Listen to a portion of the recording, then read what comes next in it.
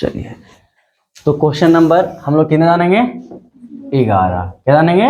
11। और 11 को जानने से पहले हम कुछ और जानेंगे, ठीक है ना?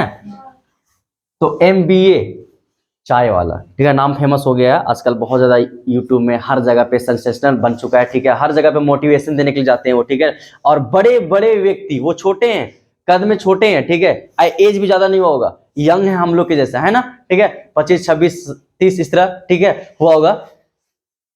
तो बताए थे हम, सिर्फ एक ही चीज बताएंगे, वो क्या बोला था, ठीक है, को पूछे थे कि सर आप चाय बेचना जब शुरू किए और जब इतना ज्यादा फेमस हो गए हैं, ठीक है, तो चाय बेचने से पहले आप क्या क्या किए, क्या क्या किए? तो और उससे पहले भी पढ़ाई वाला जो बोले थे, ठीक है, कि आप इतनी परिस्थितियों का सामना करके आज यहाँ पहुंचे हैं, तो ऐसा क्या काम किए हैं, ठीक है, जो आज यहाँ तक पहुंच गए, लोग आपको जान रहे हैं, लोग आपको सुनने के लिए तैयार हैं, मतलब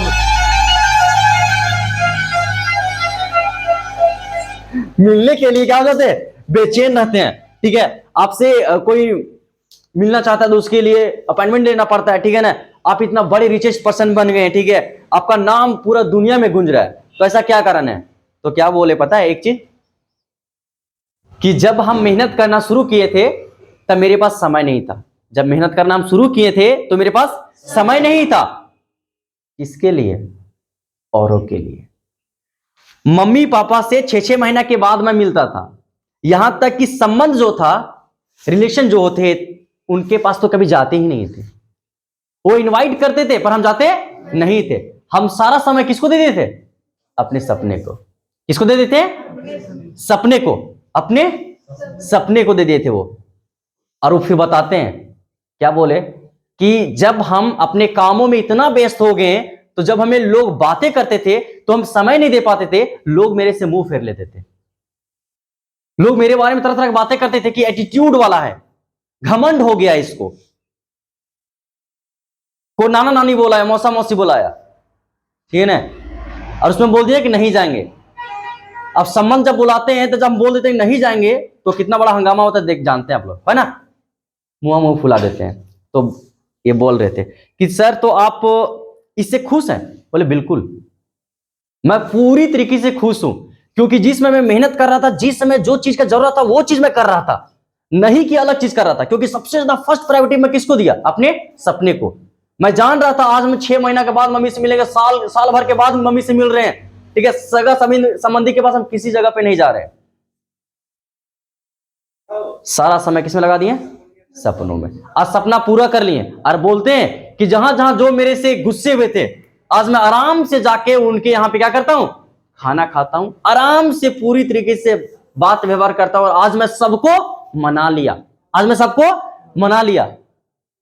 पर वो फिर जस्ट एक ट्विस्ट डालते हैं कि अगर मैं शुरू में ही, जिसमें मैं मेहनत कर रहा था, वो सारा समय अगर सगा संबंधी की दे दिया, सब चीज समय तितर बितर कर दिए, अपने सपने में हम लगाते ही नहीं, तो जिसमें मेरे पास 2 रुपया नहीं होता, और जिसमें 2 रुपया हम भीख मांगने के लिए जाते हैं ना, मामा मौसा मौसी ताता ताती क्या देते हैं? क्या मिल जाता है? उतना जितना हम मांगते हैं उतना मिल जाता है?